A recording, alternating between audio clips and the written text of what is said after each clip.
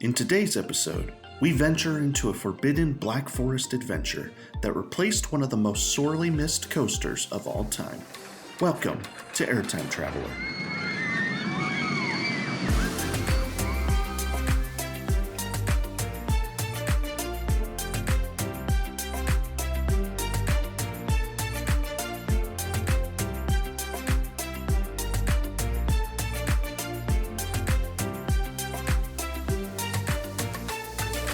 How's it going, everybody? Welcome to the Roller Coaster History Podcast. You are listening to Airtime Traveler. My name is Nathan Grace, and as always, I'm joined by my wife and lovely co-host. Hey, I'm Haley Grace. And thank you for tuning into this episode of the podcast. How's our resident GP doing today?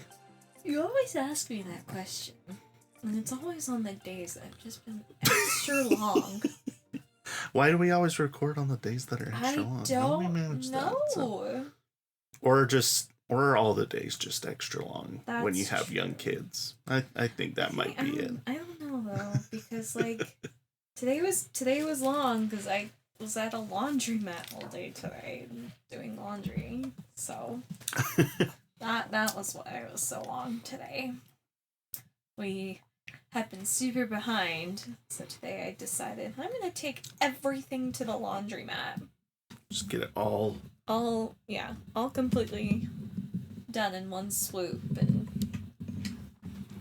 all in one go, so let's just be done with it. Yeah, and it was just a lot more than I expected, and now my whole body hurts.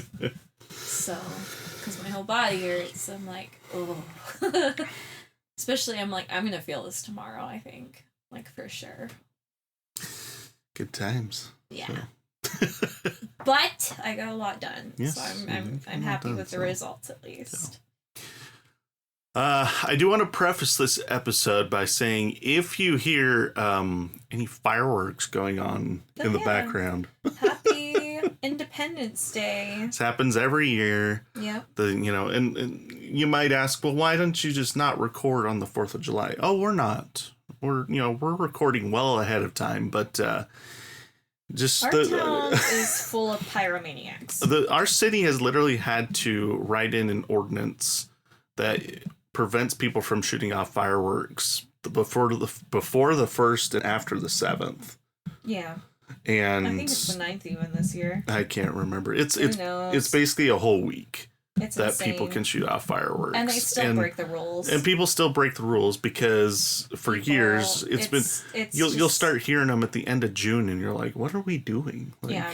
God, don't get me wrong, I love fireworks, but can't we just all shoot them off on the 4th or even the 3rd or the 5th? No. Why do we have to do why are we shooting fireworks off on the 28th of June? No, everybody has to one-up each other. It's just a thing. I don't know. So, yeah, trust me, we could do this tomorrow or the day after or a couple days ago, and you still might be hearing them. So, fortunately, I haven't heard any for 15 minutes or so. So I think we'll be okay. But if you hear them, you'll know why. So. We shall find out. There also might be some clip-clop of doggies. That's always a possibility. And just thought we'd preface it again. But we try to keep them in, one spot. But one is asleep at my foot, so she should be fine. The other one's a little bit more unpredictable. So. Well, if this is your first time tuning into the podcast, first of all, welcome. Thank you for joining us. Here at Airtime Traveler, we do roller coaster history, as you might have gathered, but rather than do the history of the roller coaster in general, we like to take one roller coaster and do a deep dive into that roller coaster's history. I'm a roller coaster enthusiast and have been for quite a while now, and my wife Haley here is a member of the GP. That's right. Or the general public, as it's known. So I'm here. Not as nerdy as you are. I think we've known that for a long time. Not just in roller coasters, just in general, I think is the rule of thumb there. But yeah. But so I'm here to do the research and tell these stories, and she's here to listen and make me more interesting. And that's how it goes, and it's worked out pretty well so far. So, and you're listening right now, so apparently it grabbed your attention in some way or shape or fashion. So let me have your full attention. Is that the premise of being a podcast? Or maybe is it like, give me some of your attention because there's no video, you only have to listen, you don't have to watch and listen. No. Like a full attention. Oh, so they can't do anything. They have to watch the bar go forward. So if you're driving right now, pull over and pull over. I demand it. Oh dear. We may have just lost some listeners now. It's like, oh, well, if I have to use my full attention for this podcast, I'll have to tune in. To turn on a different one. Oh, man. All right. Well, I'm going to dive right into our topic for today because this episode, this is one of my favorite coaster stories, so to speak. There's a very, very fascinating history to this ride. And to be honest, I had to cut some stuff out because it would have been like, I probably could have turned this into 2 episodes if I wanted to. Wow. But I really wanted the story of this coaster to tie into the coaster that came before it rather than having them as 2 separate episodes. And then there's a third coaster that recently opened that also kind of ties in, but also is tied to another coaster. Anyway, so there's a lot going on here, and I'll explain it as we go through. And okay. But yeah, so we're going to Busch Gardens Williamsburg today, which is fun for Haley because she actually got to go with me to Busch Gardens Williamsburg, and we're talking about a coaster that she got to ride as well. We're talking about Verbolten at Busch Gardens Williamsburg today. I'm fancy. Yeah, so this was one of our favorites at the park too. I think this was one that was. I think surprising. Yes. Like it was kind of like we kind of expected. Like this we're is like the snowmobile one, right? It's not No, that's Dart Coaster. The Verbolten is the one over in the German section. The one that has starts outdoors, but then it has the indoor show building. Oh yes. Okay, sorry. Sometimes I have to have reminders. No, you're good. Again, I'm not as nerdy as you are, so I don't have this. Yeah, so I think Verbolten was one of those where we're like, oh, it's a family launch coaster, and it is like it doesn't go upside down at all or anything, however, but it definitely it's got some punch to it, man. Yeah, packed a little bit of a punch, and it's a fun ride. And if you want to hear our review on all the Busch Gardens Williamsburg roller coasters, you can go listen to our trip report from November. We went in October, so the review might be in November, but somewhere around that time frame you should be able to find it. So of last year, so pretty recently. Yeah. So yeah, we're talking Verbolten today.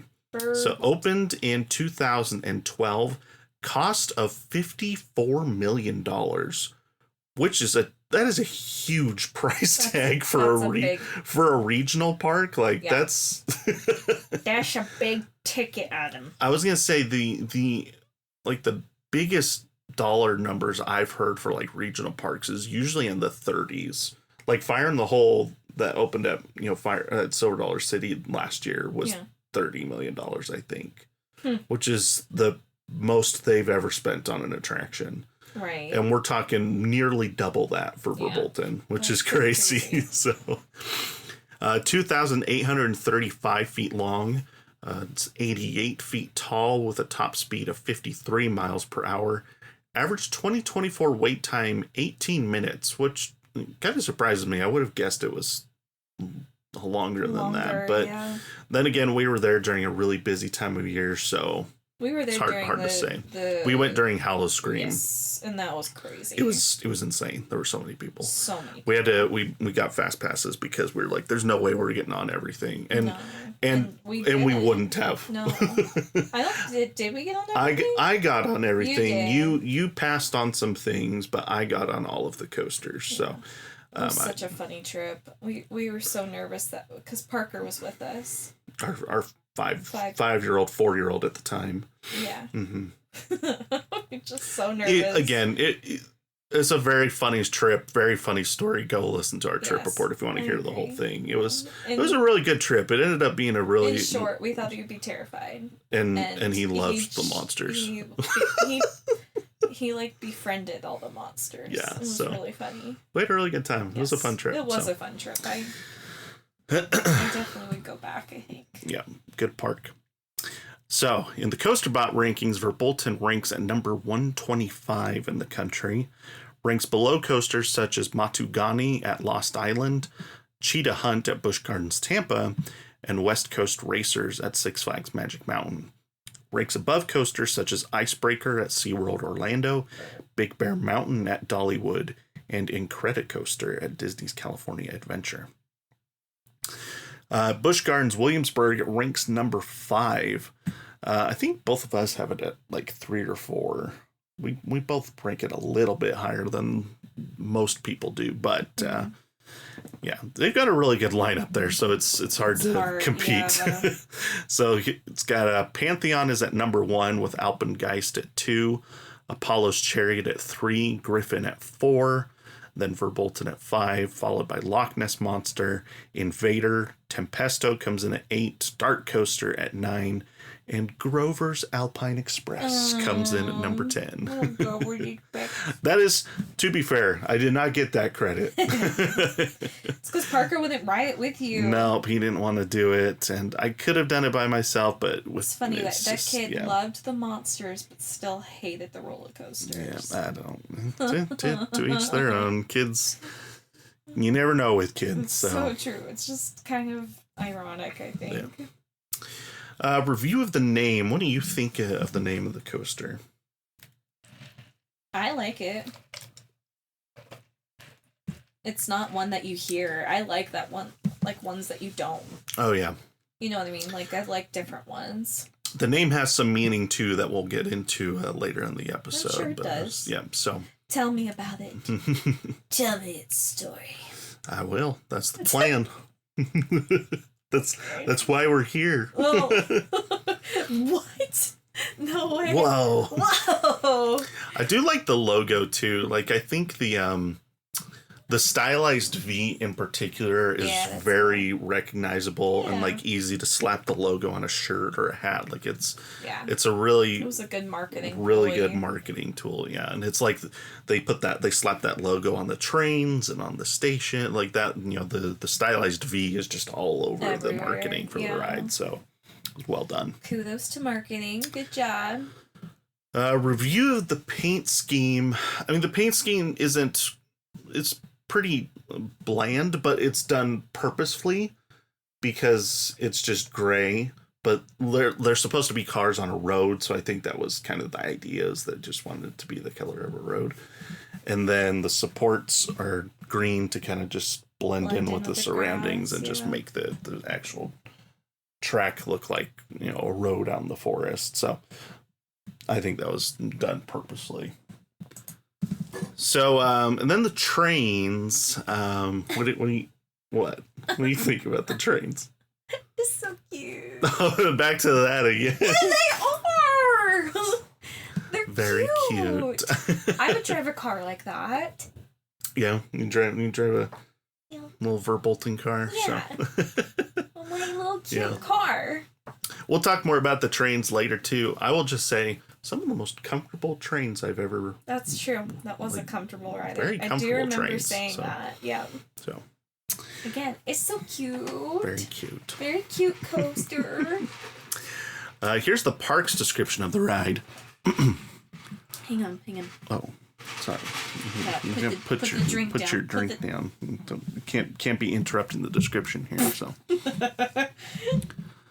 A thrill so good, it ought to be forbidden. Buckle up for an Autobahn race through the Black Forest. This roller coaster will send guests on a fun and mystifying family adventure through the Black Forest. With 3 different scenes, one car ride may not be the same as the last. You added the word. Where did I add a word? I don't think I added a word. Yes, you did. Where? Because it says same as last. You said same as the last. Oh, it does say same as last. Why does it? I think it sounds better the way I said it. Okay. Oh, it says the same as last. I think I said same as the last. So I didn't add a word. I moved a word. I don't know. Okay. You get the idea. I know. I just had to tease you a little bit about it. Customer reviews. So first of all, 4.7 out of 5 on Google reviews. Is there any bad reviews for this? There are. There's always bad reviews. But it was so There's fun. always bad reviews. Even Fury 325 had bad reviews. Like, you just it doesn't matter. Even Fury, not Fury. No, not Fury 325. Even Steel Vengeance has bad reviews. You find everything has bad reviews. And it's all about the line's too long. Yes, exactly. Even if the ride was perfect, people would still complain. People would find something to complain about. So it's true. So here we have 5 stars. Verbolten is such a fun ride. I enjoyed every moment of it, and it feels smoother than I remember. That sun drop in the tunnel, wow! It gets me every single time, especially when I forget it's coming. The first time you ride it, there's no warning at all, and it catches you completely off guard. It's true. Love the theming and smooth ride design. The seats and restraints are really comfortable. Has the right mix of thrill and fun. You think it's a tame ride at first glance, but it's definitely high-end and full of surprises. Yeah, it was a great review. It's a very accurate review. That was 2 weeks ago too, so that's a really new review. So, another 5-star here. This is a family coaster, but don't be fooled. This ride packs quite a punch, especially the indoor section. The theme of this ride and overall experience makes it the second best ride in the park, in my opinion. Definitely do not want to miss it. I wouldn't put it that high, just because. I mean, I'd have a hard time putting this over Pantheon, Alpengeist, and Apollo's Chariot, but those 3 are just fantastic. Right. But it's definitely a great ride. And some parks, this would be the best coaster at the park. That's true. So I know you put it in Idlewild. I mean, it's not a whole lot of competition at Idlewild. You picture Imagine Idlewild building a $57 million coaster. No. That's probably more than the entire rest of the park cost. I'm just literally gonna say that. I will say, to Idlewild's credit, they opened their Wild Mouse this past week. Yeah. And they added like a new braking system and repainted it. No like, way. Yeah, they actually like refurbed it. Was it Hershon that did that? No, they were working on that when we went there. Actually, that's why it was closed when we went there back last year. I didn't know that. Mm-hmm. Well, so, look at that actually putting some money in their coasters. Not too bad. So. All right, here we go. 1 star. I don't know if I'm going to read this whole thing. This is a lot. Do not ride this if you have any neck or back pain or get neck pain easily. I am a very healthy person and physically fit, and this ride jerked my head and neck so hard my neck felt stiff the rest of the day, and I had to put a heat patch on it at night. Tried to hold my neck still, but I never felt such force. It was so terrifying. I'll admit that in general, do not like roller coasters, but wanted to ride one ride with my friend and watch this ride on YouTube. Didn't appear to have anything that would make me motion sick, which is my usual problem, so I decided to ride it, but it gave me whiplash. She goes on to basically say the same thing and then closes with saying, it is similar to the rock and roller coaster at Disney World with those forceful launches.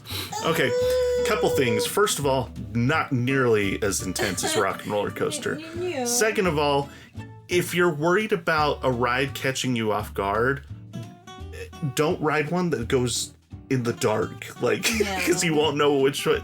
Like, she watched the POV to like know what would, if it would make her sick or not. You can't see most of the ride. Yeah, agreed. So anyway, here's 1 star. More like ouch, Wiedersen. Roughest ride in the park, seriously in need of maintenance. Do you understand the pun there? No. Auf Wiedersehen is how you say goodbye in German, I think.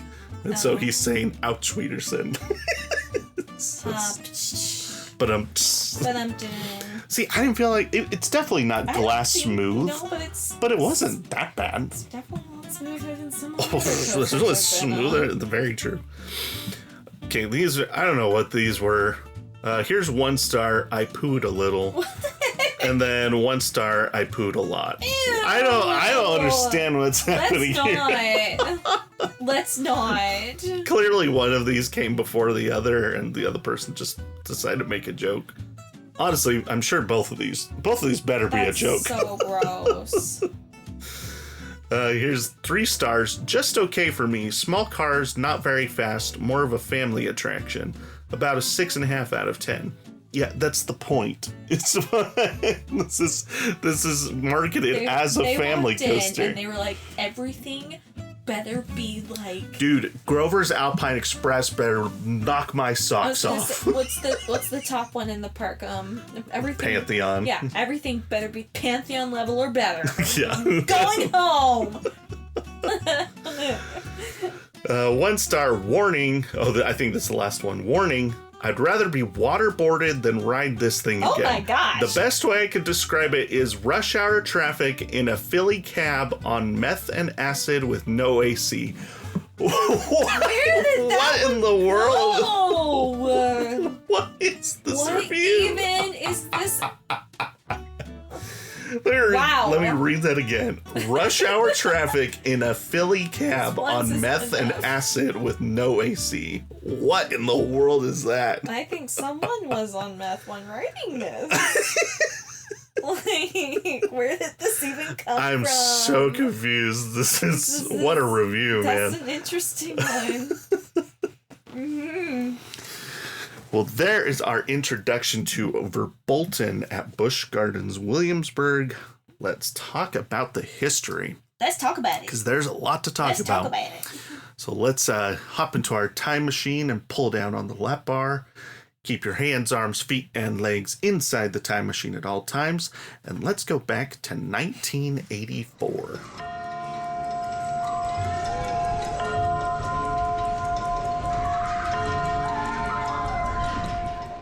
Okay, just to start, I've done this for a few other episodes, but wanted to give credit to El Toro Ryan, who I've mentioned him in quite a few of our other episodes. Basically, whenever he has a problematic coasters video that talks about the roller coaster I'm doing a story on, I will watch his whole video because I'm like, there's nobody that's going to have more information than him about the history and the technical pieces and everything about the ride that I'm talking about. Like, he just has a very in-depth knowledge of coaster engineering and coaster history. To meet him.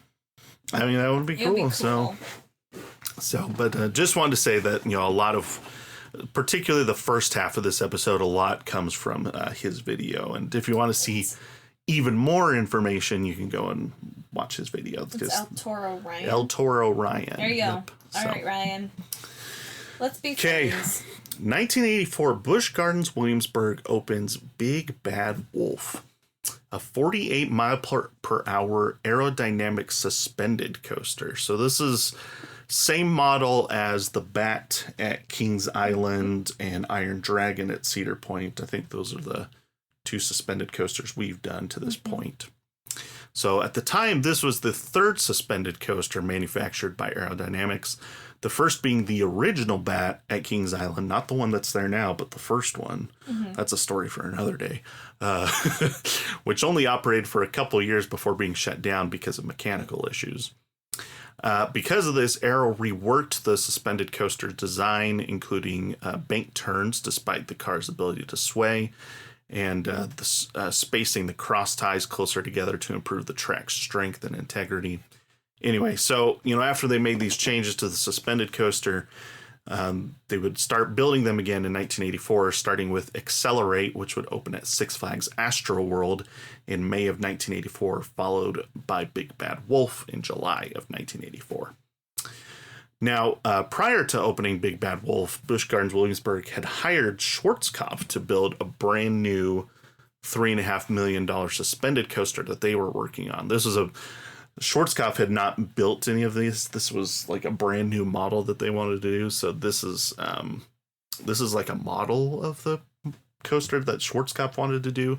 I don't think it was actually going to have these rocket ship trains on it. I think that was just kind of to show what it could look like, I guess. Okay. But unfortunately, Schwarzkopf would go bankrupt in 1983 while they were working on this project. And so what work they had done, I don't know how much construction had been completed or any of that, but whatever they had done had to be completely scrapped. And yeah, Busch Gardens lost out on $100,000 deposit. That was the initial down payment for the ride. And they never got that back because Schwarzkopf just went under. So that's really sad. Yeah. So Busch Gardens would turn to Aerodynamics instead, who they had previously worked with for the opening of Loch Ness Monster just a few years prior in 1978. So they had a working relationship there already. Right. So Big Bad Wolf would be situated in the Oktoberfest section of the park. Riders would take the place of the villainous wolf from the 17th century European folktales as the wolf raced through the woods and a Bavarian village that they constructed specifically for the ride.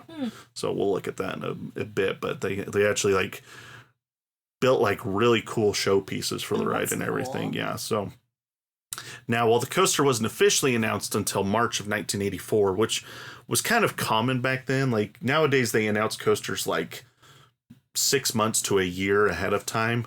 Back then, you would just see that, before the park opened for the year, they'd be like, hey, guess what? We built a coaster during the off season. Oh man, that would not fly today. All you enthusiasts are like, when's the next one open? I swear if you don't tell me right now, I'm going to freaking punch a ball. More like the enthusiasts would just figure it out. That too. They'd just be like, they're all freaking detectives. They'd be like, oh, hey, there's some coaster track down there. Hey, check the building permits for the past 6 months and see if they like, just stuff like that. Y'all need like your degree in detectiveness. For sure. So yes. I'm not one of those enthusiasts. I've never really been that. I know other people are going to find that, so I just let them do the work. I'm here to do the history research. That's my job. History. Y'all go do the new stuff. Yeah. So here's the article from November. It was written by Jay Hancock of James City. Okay, so he's the one that apparently got the scoop on this new coaster that was coming. But here's the official announcement that came in March, just a few years later. It's very blurry, but you can see the kind of the concept artwork for the ride when they made the announcement. That's a cool picture. Isn't that cool? Like it's cool to see old concept art because not a lot of coasters have that. I was gonna say, yeah, you don't see that at all. So and you can see it. It's the same picture from the newspaper here. So. But the cost of the coaster would be about $6 million, which is about $18.5 million adjusted for inflation. So that's a decent price. That's a big investment for sure. So now $4.5 million of that was the actual coaster, and $1.5 million was just the theming and decor for the ride. So I mean, you're looking at. What does that math come out to? 25% of the actual budget went to just theming, which is pretty cool. Crazy. So that's really cool. Yeah. Now the ride still had technical issues during construction. In June, like just a couple weeks before it was supposed to open, there was a guide wheel on the bottom of the train. I think you can see it. Yeah. So these little guide wheels that are on the bottom, they're like used when you go into the station. There's like a little trough that the wheel feeds into to like keep it from swaying when it's in the station. And one of these hit a support during a test run. Basically what had happened is it was swinging so far to the right that it actually was bouncing back and then swinging to the left at one point. And so it swung towards the support structure, and that wheel just caught the support and just got knocked clean off. Gosh. And then maybe they get hurt? Oh, no, because I think they were just doing it with water dummies, just doing test runs at that point. So when it flew off, did they hit anything? No, it was not in a portion that was close to where like ride paths are or anything like that. So. But they did have to delay the opening of the ride because of that, because they ended up installing some trim brakes on the ride's last drop to prevent that from happening. It was basically going faster than they anticipated. Despite that, the grand opening ceremony was still held as planned on June 25th because legendary actor Vincent Price was already scheduled to make an appearance for the event. So he, the voiceover in Thriller by Michael Jackson, Yes. He's the one that did that. And so he did a lot of like older horror movies. Okay. But then later in his life, he's like very famous for like his deep voice and did a lot of voiceover stuff. And he actually, we'll watch it here in a second, but he did the voiceover for the commercial for Big Bad Wolf. Okay. So he was there, but he was already scheduled. And so they couldn't like reschedule it. So they had a grand opening ceremony, but nobody got to ride. Oh, that's a bummer. So here's a picture of Vincent Price and the park manager just sitting in it, but they didn't get to ride it. Here you go. Here's your consolation prize. Yeah, I don't know. He was at that point. He was probably in his 70s, so I don't know if he would have actually been on it. Yeah, but still kind of an odd situation. So. We're not done yet. But we're still. Yeah, but here's what we're working on. So, here's the commercial. You ready for some old-timey 80s commercial? Love these. Imagine yourself alone in the woods, and then it happens.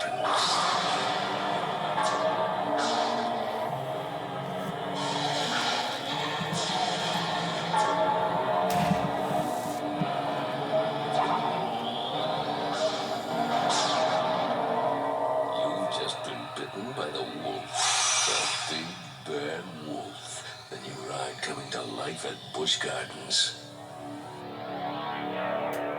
Wow. The there you go. effects of that was incredible. So good. Blew my mind. My favorite part about that commercial is it shows nothing about the ride. No. No. It's pretty funny. Let me turn this guy into a werewolf, but not. Well, really, and he's just like flying. He's flying through the woods, human. Which kind of gives it's like the suspended coaster type of thing. But it has nothing to do. But you didn't see the ride at all, so if you don't know what the nothing to do with wolves even. It's like flying through. Yeah, I don't know. I didn't get it at all. Kind of an odd commercial. It's a really odd commercial. Then again, we say that for every commercial that's from that time period. That's true. So Big Bad Wolf would officially open on July 1st, 1984. It's kind of ironic, actually. We're actually recording this on July 1st. I'm kind of dating this episode a little bit, but 31 years ago today. That's cool. No, wait, I'm not doing that math right. Hold on. 16, 25, 41. 41 years ago today is when it opened. That's cool. Yeah. So the ride would start with a small lift hill and drop into the Bavarian village. Here's the showpieces that they built. You can see this. Like they built like full-on buildings for this. Really neat. And like you were going like through and around and past all these buildings. So the train would dart past, over, and through buildings as it worked its way down the hill, picking up speed. After exiting the village, the train would speed through a large helix and into the second lift hill, which was much larger than the first at 99 feet. After a small left turn, the trains would plunge down a large drop towards the Rhine River and make a sweeping turn to the left, just over the water, hitting the top speed of 48 miles per hour. The trains would go through a few swinging turns back up the hill before making a left turn into the final brakes. So that's Big Bad Wolf. Very picturesque, like obviously a lot of, I keep thinking of the song The Big Bad Wolf in my head. the nursery rhyme. Yeah. Who's afraid of the big bad wolf? The big bad wolf. The big bad wolf. So a lot of attention and detail put into beautiful. this this village that they built. So Germany, right? It's very cool. It so looks like it. And from what I've heard, a lot of people say like it felt like you were gonna run into these buildings, you were just flying past them so close. So I couldn't imagine, going through tunnels like that. You don't see that anymore. No. Yeah, so it's kind of an interesting experience being able to say I rode that and I almost hit that wall. Obviously you didn't, but that's probably the feeling you got. Yeah. The coaster received rave reviews from enthusiasts and the GP alike. Since it was only the third suspended coaster ever built, it was extremely unique along with the incredible theming. So, you basically, this is a one-of-a-kind experience that you're getting with this attraction. Yeah. So The coaster was not without its issues, though. At one point during the 1984 season, the coaster was closed for 5 straight days to work out some significant mechanical issues. The trains were going through wheels way faster than they anticipated, sometimes needed to be replaced multiple times a day. What? Which is crazy. That's wild.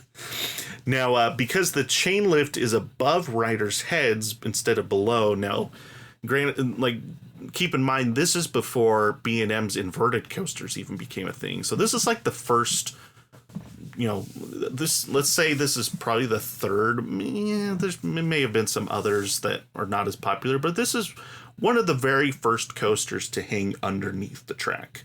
So there were still kinks that they were working out. And one of the things they didn't really even take into account is that because the chain lift is above riders' heads, like pieces of like small debris would like fall on the riders like during the chain lift. Not enough to hurt them, but just like it was just kind of annoying. Yeah. And more commonly, there would be grease that would fall from the chain and ruin the rider's clothes. Oh my gosh. And so the park gave out dozens. I gave you a souvenir. The park gave out dozens, if not hundreds, of free T-shirts that year to riders with grease-stained clothes. What a cool souvenir, though. Isn't that crazy? I rode this roller coaster and it gave me a grease stain. Dude, I would keep that shirt. Of course you would.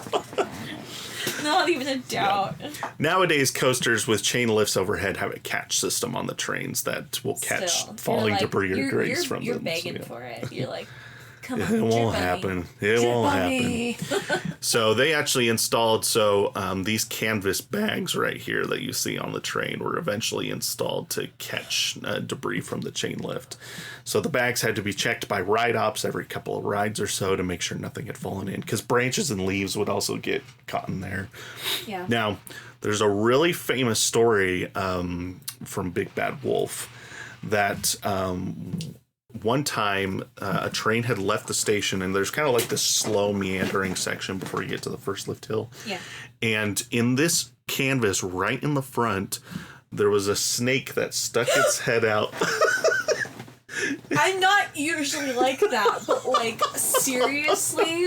It was like dangling on in front of the. Oh, I would freaking lose it. I would freaking lose it. Like, not even kidding. I'm usually okay with snakes, but like, you have no control. None. You can't run away. You can't grab the snake. You can't step on it. No, it's just gonna stay. It's like, oh, hello, friend.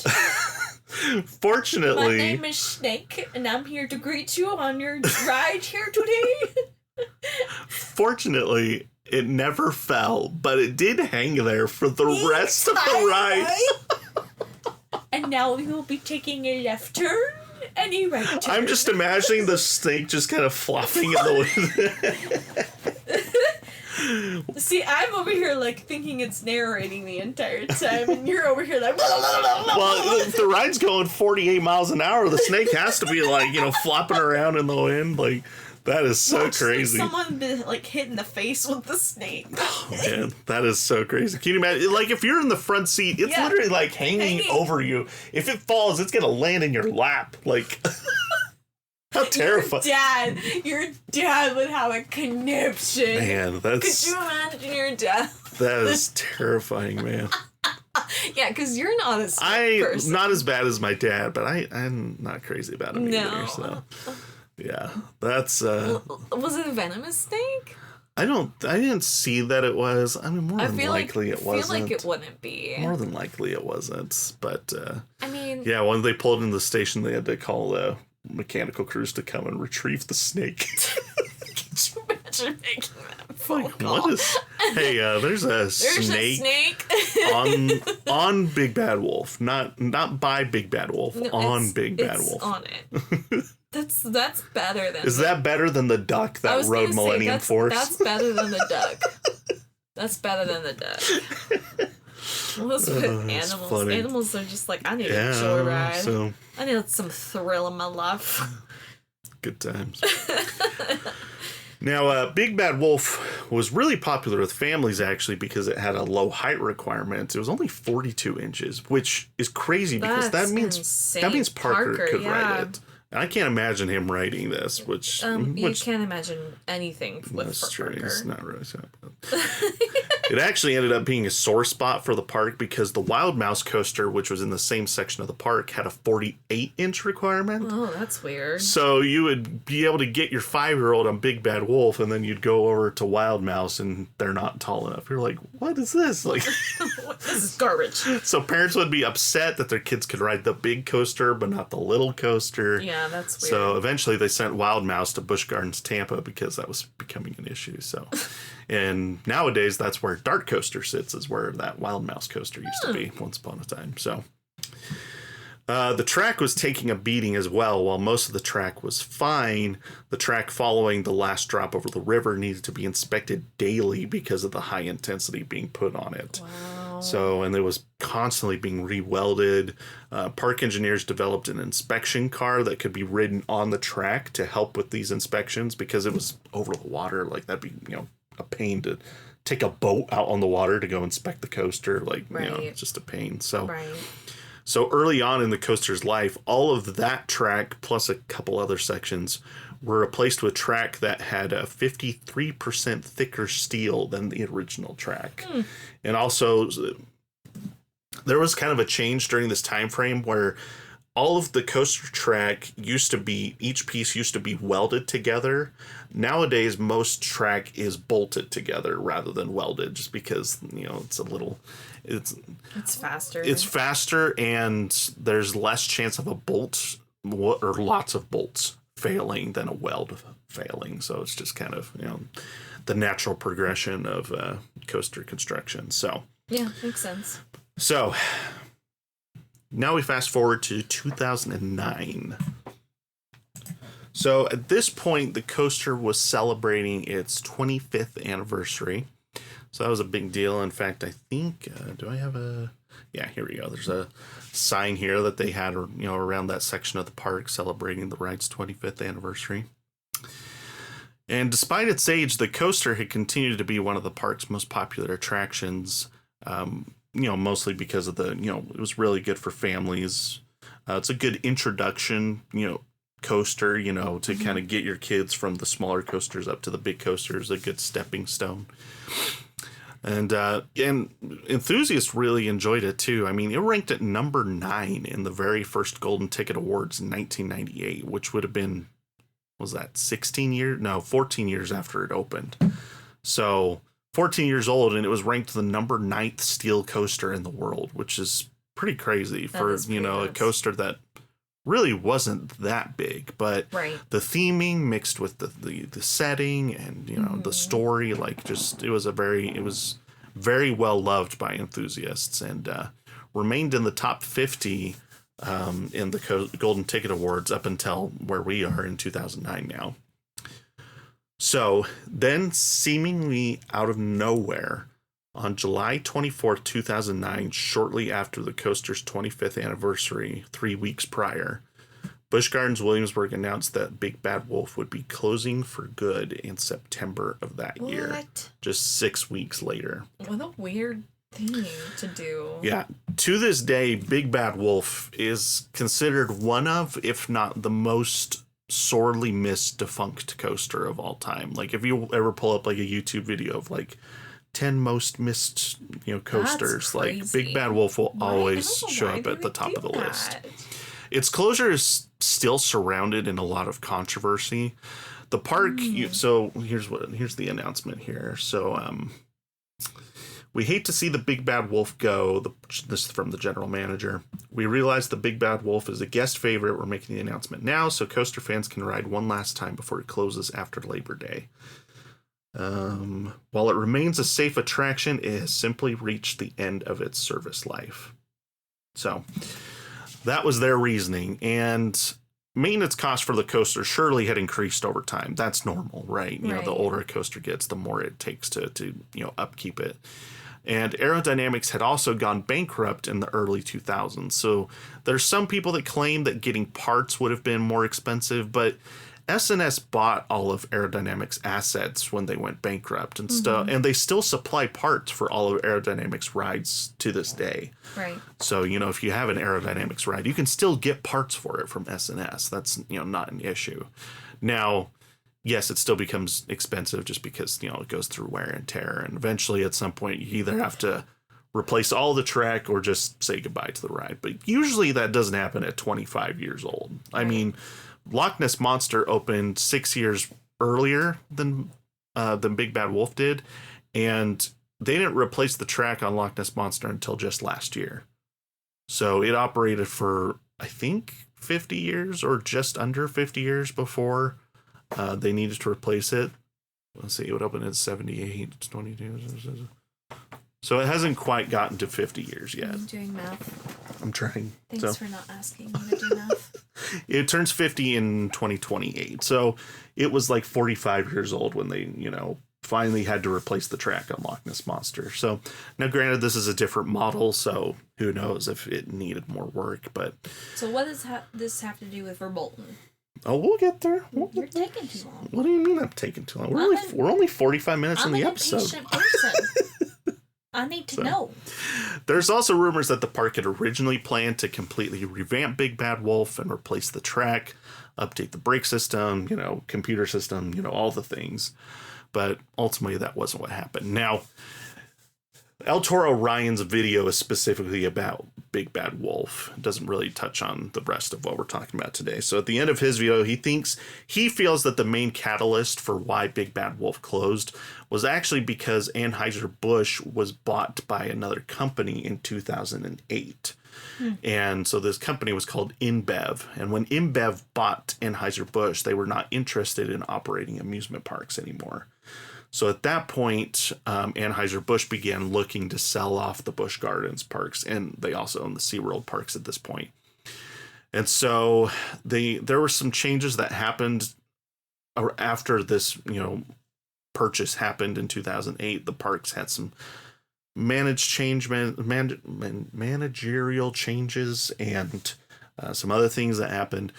And so closing Big Bad Wolf permanently may have been a way to make the park more attractive to a potential buyer because they wouldn't have to deal with an old ride that needed a complete overhaul. It could just be like, we're just going to get rid of this ride so you can do whatever you want in that space. So there's not really an official confirmation on if that's what happened, but that's what El Toro Ryan feels is the main catalyst to why this happened, because otherwise there's not really a great explanation. Just saying it reached the end of its service life is kind of a cop-out answer, so. Right. But regardless of the reason, on September 7th, 2009, Big Bad Wolf gave its final rides on a very wet and rainy day. Sounds familiar. Yeah, the line was 3 hours long at some points during the day. That's crazy. The final 28 rides were auctioned off to charity. The money going to a fund to help gray wolves survive in the wild. Before, I swear this is the same story we've talked about before. I don't think we've talked about the closure of Big Bad Wolf before. Oh no, babe! I feel like we've talked about this before. I don't know what coaster we would have talked about. We only done one other Busch Gardens Williamsburg episode, and that was Dark Coaster. Maybe we talked about it on our review. Maybe I feel like I would have left this out because I wanted to tell this story to you for the first time when we did this episode. But anyway. This may be similar to some other story we've talked about in the past, too. So the final 28 rides were auctioned off for charity. At 7:45, they were supposed to be doing the last ride at 7, but it started to rain again. At 7:45, the final rides were given, and Big Bad Wolf was done for good. So from accounts that I read, people were crying. And the one story that I read, she talked about how she rode Big Bad Wolf for the first time when she was 7 years old, the summer that it opened. Wow. And then she lives in that area. And so she had gone to the park every year for the last 25 years. And so she talked about how Big Bad Wolf was a part of her childhood and then her teenage life and then her adult life. And so she kind of talked about how the coaster got to see her grow up really, which is kind of that is a very different way of viewing it. Yeah, I love that. So, Big Bad Wolf gave over 29 million rides over its lifetime and is still talked about with fond memories and sadness after its departure by many people. So, so what does any of this have to do with Verbolten, right? Nothing. Nothing. You know, now we're going to talk about Verbolten, which was built in a completely different section of the park. No. Has nothing to do with it. So the Blackstone Group would purchase the Busch Gardens and SeaWorld parks a month later in October 2009. So, I mean, that it's hard to say whether that was part of the negotiation tactics. You know, we'll close down this ride and, you know, sweeten the deal for you. I don't know. But it is interesting that they sold the parks a month later. Now, to this day, lots of people blame Blackstone for the, you know, Big Bad Wolf's removal, but I mean, you could really blame anybody involved in the process. Right. So it's hard to say who's really at fault. Big Bad Wolf would be deconstructed over the coming weeks and months. And after a year of waiting, Busch Gardens Williamsburg finally announced in October of 2010 that a new multi-launch coaster would be coming to Oktoberfest. Now, the park had made a few decisions as far as what they wanted this new coaster to look like. So first of all, coaster needed to be family friendly because they wanted it to be a good replacement for Big Bad Wolf. The coaster needed to tell a unique and interesting story, which has always been, you know, kind of a Busch Gardens thing, is, you know, storytelling, especially in Williamsburg. Oh, and I feel like now that Hershey owns it, the whole even more so. Busch Gardens, that's separate. Hershey doesn't own Busch. You're right. I'm sorry. You're fine. You're thinking about Idlewild again. This is Busch Gardens, not Idlewild. So.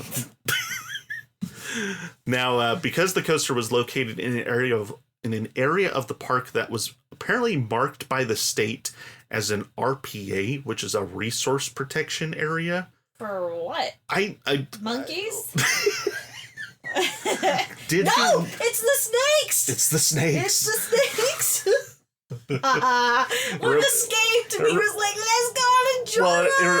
It reminds me of when we talked about Zambezi Zinger a couple months ago, the endangered bats and salamanders that they ran into during the construction of those. Yeah. Really, what from what I understood from my research, it's mostly to protect the water quality in that area because it's right on a riverbank. It's just an excuse. It was the snakes. Anyway, regardless of the reason, the coaster needed to reutilize as much of Big Bad Wolf's existing foundation as possible. And then they wanted a coaster to have a show building with special effects. So eventually, the theme they settled on used two notable German destinations. That would be the Autobahn, which is a famous road often associated with high-speed driving, and then the Black Forest, which is a region steeped heavily in folklore about witches and werewolves and other mythical creatures, right? Mm-hmm. And cake. So I love cake. Black Forest cake. Ooh. I don't know I think it does come from that region based on, you know, what I was reading about. So Black Forest cake. You ever had Black Forest cake? But then again, I can't eat anything gluten, so it wasn't matter anymore. That's true. We have to gluten-free Black Forest cake. So that's a thing. It could be gluten-free anything, I suppose. Now, after receiving bids from several manufacturers, the park picked Zierer to build the coaster, which is a company. This is the first Zierer coaster we've ever covered. I was gonna say, I've never even heard of that. They typically do smaller coasters. Like, in fact, they may have built. I'd have to double check. They may have built the Grover coaster that's at the park. So if that's the case, they would have had a working relationship with Zierer, and that's typically the size of coaster they do. This is one of the biggest coasters Zierer has ever built. Ironically, they're a German company, so it kind of matches the theme of the coaster and all that. So on September 17th, 2011, so about 2 years after Big Bad Wolf closed, Busch Gardens Williamsburg finally announced Verbolten, a multi-launch family coaster manufactured by Zierer. So here's the artist rendition they, put together with the announcement and the logo and all that.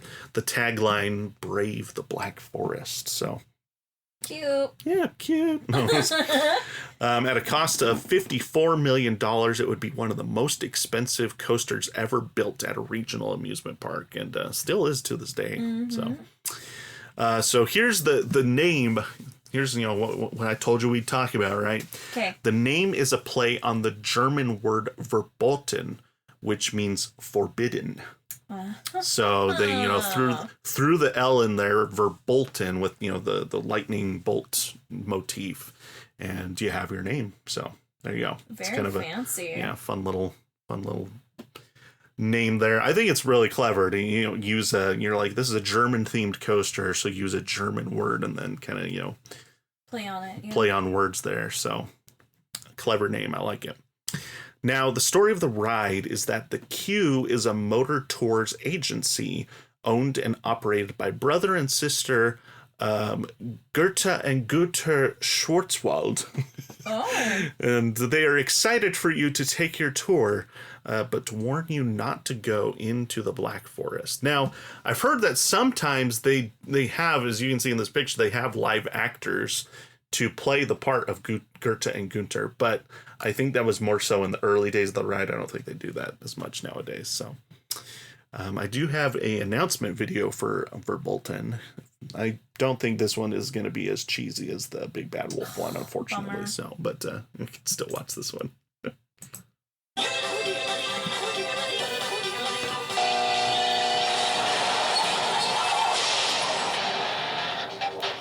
Reasons not to drive through the Black Forest, it says. Reason number 43, rapid weather changes.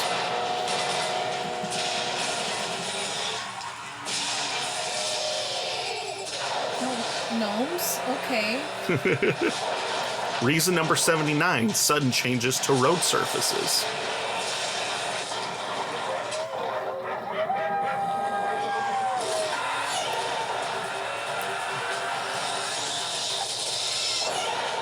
Reason number 93, the unexpected.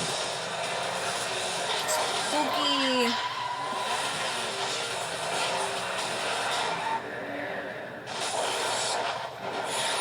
Verbolten, coming 2012. An electrifying new multi-launch coaster. Wow. Now, did you catch a little reference in there to in the video? Was the monster? Let me see if I can find it. It's right there. Oh, it's a wolf. That is Big Bad Wolf right There's there. the Big Bad Wolf. Again, who's afraid of the big? Haley's just been singing that song in her head for the last hour. No, goodness gracious. So. It's all your fault. Now, there's a lot of fascinating parts to Verbolten's development that the park has documented really well. So just a couple things I want to mention. In the show building, there are some screens used, but there's also these massive show pieces that are hand-painted canvases. So here's some pictures of it. Now, the pieces were painted in the dark under a UV light. Here's a picture of them painting it here. So that the artist love to paint something like that. Isn't that interesting? That'd be so fun. So that the artist could see how they would look on the ride, right? Rather than paint it and then turn on the UV light and be like, oh, that didn't turn out the way. Okay, that's like my bucket list now. Isn't that interesting? To paint under UV light. That would be sick. Pretty cool. So that would be so fun. So, and before starting these pieces, they actually built a small model of the coaster. So they kind of made a small version of what they wanted the artwork to look like, and then basically just blew that up. And that's really cool. So, yeah, that's pretty cool. The Q building and the station are reused from Big Bad Wolf. It's the exact same buildings. They didn't even, there's a couple changes that they made just, for, aesthetic or reasons or procedural reasons, but they use the exact same buildings. The queue is really detailed with a lot of storytelling elements, including... I remember that. That was crazy. And we didn't even get to see the full queue because we were doing the Fast Pass stuff. So, but some of the things that are included are, you can see mangled cars from tours gone wrong. And like even the car up front's got like plants growing through it. Like it's a pretty cool piece. You loved that piece. Well, it's a Porsche. Of course I'd love that piece. I remember you kept taking pictures of it. I like it. What else? There's a leftover luggage from guests who never returned. Mysterious looking plants and vials in Gunter's garage. And then obviously like this ticket stand here, there's just, very German theme with the wallpaper is even, they talked about how the wallpaper, they purposely designed it to have lots of plants and like inspired by plants that are in the Black Forest in Germany, like just very detail oriented and like very focused on like every little piece has meaning to it, which is very cool. So the 5 trains are all designed to look like old German sports cars. Yeah, they're so cute. They're very cute. Now, they're definitely themed to look like a Porsche, but they're not exactly, just because of licensing rights. Like, obviously, they didn't want to pay Porsche a licensing fee to, have it be exact. But definitely is, the round headlights and, some of the other things definitely feels very Porsche-esque. So... and obviously, as we just talked about, the crashed vehicle outside of the ride is an actual Porsche. So, also you'll notice first of all, they have 5 trains, which is crazy. That's a lot. Of trains, Each one of them has a unique paint job and unique decals. So you've got green with the white stripes, red with the blue stripes, but the stripes are actually spaced out further than the green one. The yellow also has stripes, but they're black and they're rounded in the front. And then the blue and the orange have the same yellow. It's like a single stripe that like widens out at the front. But yeah, so all of them have a unique paint job, unique license plates. You'll see some of these fallen rocks here. You'll be dropping here, and then Black Forest on this one. fun little Easter eggs there. So you would love designing those, dude. That's we talked about this. I think last episode, like park design would be like me in another lifetime. So that's true. That's true. So the vehicles also have authentic tires and rims, as you can see kind of on the orange one and the green one here. I guess on the yellow one as well, too. Like it's an actual, it's not just something they built in the shop. Like they actually took wheels from an actual car and just like put it right on the train. And so they wanted it to look very real and authentic. The landscape designers planted 150 native pine and spruce saplings around the launch track so that portion of the ride would be completely hidden from the pathways once those trees grew. So, and you really can't see the launch track from the path. Like it's completely hidden in the Black Forest, right? So it's very cool. And then the ride features North America's first ever free fall drop track on a roller coaster, which that thing is insanity. It's such a wild experience on a ride. So crazy and so unexpected because you didn't tell me. You were like, "Do you want me to tell you?" No, I did. I know. I didn't tell you until right before you wrote it. Even after you telling me, I still was like, whoa, what just happened? I didn't want Haley to think the ride broke and that she was about to die. You already had done that once. And I was like, I hate you. She already thought Bauer even broke while we were on the hanging over the first drop. Literally, and I wanted to kill him. So I literally asked her, do you want to be surprised or do you want to be prepared? I was like, give me all the preparation. So, the technology for this was developed for 13 at Alton Towers a couple of years prior, but had not been used in North America yet. Nowadays, you can find these on 3 coasters in the country. You can find it on Verbolten. You can find it on Hagrid's motorbike adventure at Universal Studios. And then as of last year, I think it opened last year, you can now find it on Primordial over at Lagoon. So those are the 3 coasters that now have one of these drop tracks. So pretty unique experience for sure. So I like this diagram. It gives you a really good idea of kind of how it works. So we'll talk about it when we talk about the actual layout of the ride too. So there's also so many nods to Big Bad Wolf on the attraction, which I really appreciate the park, definitely taking the time to really make this, to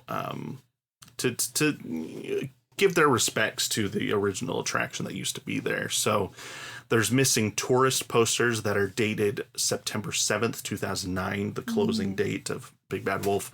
There's a license plate in one of the show buildings that says ARW 1984. There's also one of the trains has a license plate that says WOLFXING, Wolf Crossing. There's a plant in the queue that's labeled Lupus Major. Lupus is the wolf constellation. And then more obviously, one of the 3 events you get in the show building, as you saw in the trailer that we watched earlier, is being chased by the Big Bad Wolf.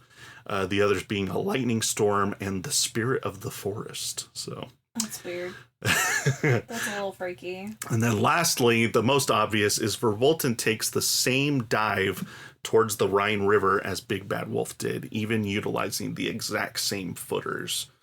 So, yeah, this is the image that people always bring up all the time, is the just putting them side by side. Like, it's a very clear, similar, very, very clear callback to the original attraction. So now they did build up the footers a little bit, because you can see these ones are just completely blocks, where these ones are kind of staggered, but it is the exact same footers. You can see the bottoms of these are a different color than the top. That's because that's from the original Big Bad Wolf footer. So, so very, very clear call out to the original. In fact, if you look at the layout of the 2 coasters over the top of each other, so the white here is Verbolten. So this is kind of this S curve, and then you launch here into the show building, launch out of the show building, and then this is the drop over the river. And then back up to the station. Big Bad Wolf came out more into the woods this is where the Bavarian village used to be, out in this section. And then this would be the second lift hill, and then come back down over the river. So you can see the very beginning of the attraction and the, last, let's call it 25%, follow the exact same path as the original Big Bad Wolf. So very cool. So after years of development and construction, so there's some pictures from Verbolten's construction. This is kind of cool to see. There's the inside. This is where the show building is. You can actually see the track. The track before they built the building. Like, did they do that with Silver Dollar Cities? Not I don't think really. They did. So, and to be fair, there wasn't a whole lot to see, just because it's kind of half dark ride, half coaster. Yeah. And a lot of what they were doing inside was building the actual show, the actual set pieces and the, animatronics and things like that. Where this, it looks like they built the track first and then built the decor around it, is kind of the way it seems. So, but you can also see that, and it makes sense. I just never have really thought about it, but the track changes color from gray to black as it enters the show building. Makes sense. Yeah, you don't want anything, extra, the glow, basically. Yeah, for sure. And then you can see here's the drop track right here with the little archway. No, so thanks. Yeah. What? It's too high. It's too high. This is the drop track from there to there is 20 feet. That's too high. Okay. So, but yeah, pretty cool. So, working on the drop there. Anyway, a couple other things. Verbolten would open to the public on May 18th, 2012, and continues to operate to this day. The ride experience is as follows. The train departs the station, gently dipping to the left into a leisurely winding S-curve. Exiting the S-curve, the train enters the first launch, accelerating through a stone archway into the event building and cresting an airtime hill. This is followed by a dive into a series of high-speed turns and a helix that guides the train onto a brake run, where a psychedelic visual of leaves with wind-blowing sounds are on display. The train then dives into a curve and up a medium-sized hill onto a second brake run as it slowly comes to a stop. During this time, more special effects are displayed, which vary depending on the theme's rotation. After the train stops for a few moments on the drop track, magnets suspending the train release, quickly dropping riders 18 feet vertically while they remain facing horizontally. The train rests for a moment before descending a short dip into the second launch, accelerating the train to its top speed of 53 miles per hour out of the event building and through an ascending reverse S-turn. This leads to another brake run on a decaying covered bridge, accompanied by sound effects of the bridge creaking in the wind. As a recreation of the Big Bad Wolf's finale, the train drops 88 feet off the bridge into a hard left-hand turn over the riverbank. A high-speed S-curve follows as the train traverses a bunny hop and a turnaround into the final brakes. Very nice. There you go. It's packed full of some punches. It's, for, only 2,800 feet of track, there's a lot going on for sure. So for sure. It's like a spaghetti bowl. Yeah, it's a fun little ride. Reception for Verbolten has been mostly positive. From the GP side of things, park favorite. People love it. It's, continues to be a popular attraction to this day. It was a great ride. Mm-hmm. Enthusiasts have mixed opinions. And, most of that is... They all do about everything. They're all like, oh, that ride was freaking amazing. And then there would be somebody's like, you noob, that ride was awful. Kudos to Haley for that is 100% true. I'm married to one. I don't feel like I'm that way though. I'm not. Sometimes. I don't feel like I have my opinions, but I'm not like, oh, that coaster was terrible. I hated it. I've only said that about like 3 coasters out of the 150 plus that I've been on. So that's true. But still, you're like, I'm just saying, like, you're different. You won't voice your opinion, but you will definitely like. I have opinions. You'll tell me your opinion. I have opinions. I just don't think I'm as critical as some coaster enthusiasts are. That would be my argument. So, right. But I think a lot of enthusiasts just hate Verbolten just because it replaced Big Bad Wolf. Like, that's the only reason they hate it. I hate you. I hate you. Yeah. Why do you hate me? Because you replaced Big Bad Wolf. Yeah, it's really what it is. I think. And you let a snake ride the. No, that was Big Bad Wolf. So. You're really stuck on that snake. So. That stupid snake. Man. I think that's. He didn't even pay to be in the park, and he gets a free ride. That's so rude. A free ride on Big Bad Wolf. I really think that's all it is for a lot of enthusiasts. Like some enthusiasts will say it's too short or it's not thrilling enough. Nope, disagree. And I mean you can debate on that, but some enthusiasts purely hate it just because it's not as good as what used to be there in their opinion. So I never had a chance to ride Big Bad Wolf, so I can't say whether one is better than the other. But true. I will say I love Verbolten. I think it's great. Great ride. So yeah, for sure. Verbolten would be ranked the 3rd best new coaster of 2012, losing out to Leviathan at Canada's Wonderland, which makes sense, the first B&M Giga coaster, and Wild Eagle at Dollywood, which actually Wild Eagle won the best coaster that year, which doesn't make any sense to me that it would beat out Leviathan. And also Verbolten beat Skyrush, which makes even less sense to me. Yeah. Out of those 4, Leviathan or Skyrush should have won. I don't know. I don't know. It's very confusing. So maybe the enthusiasts were confused. Yeah, I don't know. So attendance increased by about 5% in 2012, which is not as much as park officials were hoping for, but other factors like weather could have been, been a factor. So very much was. So, Verbolten's life has been relatively uneventful since opening 13 years ago. I mean, there's been a couple changes. Some enthusiasts say that some of the theming in the show building's been removed. I can't say whether that's true or not because I've only been to the park the one time. Right. There was a time where the roof of the bridge was removed and then it was replaced later. I don't know why. There's different opinions on why that happened. Yeah. Anyway, just little changes like that, but nothing super significant. So.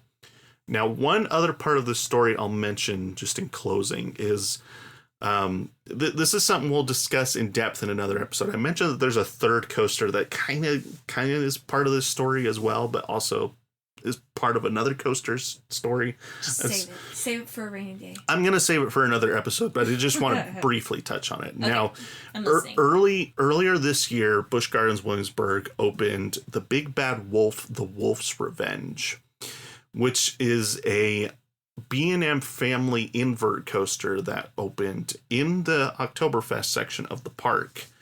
But obviously not in the same spot where the original Big Bad Wolf used to be. So it's kind of it's a second successor to the original. So is that why there was a wolf villain character person at the Halloween experience? It may have been, or it may have just been like a nod. It I don't know. So, but it may have just been.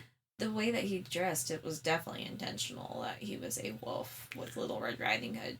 That could have just to that ride. That could have been because of the ride, or just because it was the German section of the park. I don't know. No, anyway, I think it was whatever. It very well could have been. They were working on this when we were there, so it's possible. So there's also been mixed opinions on this, on whether it is, a worthy successor to the original. It's obviously not as intense because it's a, B&M family coaster. But they did build another Bavarian village for this coaster to fly by as well. Obviously the wolf. I like the dragons on those. Those are cool. The dragons, though. The faces on the top of the thingy. Oh, it's not a dragon. It's a wolf. It's a wolf because it's the big bad wolf. Doesn't even look like a wolf. Wow. It doesn't. Anyway, people have their opinions on whether this was a worthy replacement or not. Now, we'll talk about this coaster another time, because where this coaster sits is where another coaster used to sit. So there's all kinds of stuff happening in that section of the park. So, the saga from Big Bad Wolf to Verbolten, Wolf's Revenge, all of this is it's a remarkable story of a park preserving and reinventing its legacy. In the years since Verbolten opened, the ride has firmly established itself as a cornerstone of Busch Gardens Williamsburg's lineup. And it applies to a broad audience, which I think is what they were going for. And while Big Bad Wolf is sorely missed, there are few attractions in the world that honor their predecessor as well as Verbolten has. And that is the history of Big Bad Wolf and Verbolten at Busch Gardens Williamsburg. So that was a good story. One of my favorites. There's so much going on there, and it's, like I said, one of the most missed coasters of all time. So it's like the details of the tower. Like there's a big scratch on the tower. Isn't that cool? Yeah. So I'll feel like look closer next time we go on like all the little details that they have. I like details. They pay a lot of attention to detail at Busch Gardens Williamsburg in particular, cool. So Yeah, they do a really good cool. job there. So, well, thank you for tuning into this episode of the podcast. I hope you liked that one. I know this is a really popular story and has been told lots of times on YouTube, so this is definitely not the first time someone's told the history of Big Bad Wolf, but hopefully I thought it might be kind of fun to have Big Bad Wolf and Verbolten, like the whole story from beginning to end in one episode. And so hope you enjoyed it, and if you did, be sure to give us a 5-star rating. It's not for our egos, it's just to help people find the podcast easier in the future. And maybe for Haley's ego a little bit, but you can blame it on me. You can also follow us I on know it's for you, but you can blame it on me. Oh, okay. You can also follow us on social media over on X/Twitter or on Instagram. Our handle on both of those is @airtimetraveler. And I have a question for you. Yes. Will you ever not call it X/Twitter? I don't know. I'm still in denial. Okay. Even though it's been more than a year, I think, since that changed. I think our next episode we're going to the one and only Disney World. So I think Haley will be excited for that one. So I'm excited. This next episode is also going to be one that there is so much to talk about. That's and Disney World, of course there is. Disney is very well documented, obviously. It's so there's a amazing. lot It's to the talk best about. place on earth. So I think that's all we have for today. Rest in peace, Big Bad Wolf. I thought you were going to say rest in peace, Haley. Rest in peace, Haley. So tired. Rest in peace, Big Bad Wolf. And we will see you in the next episode.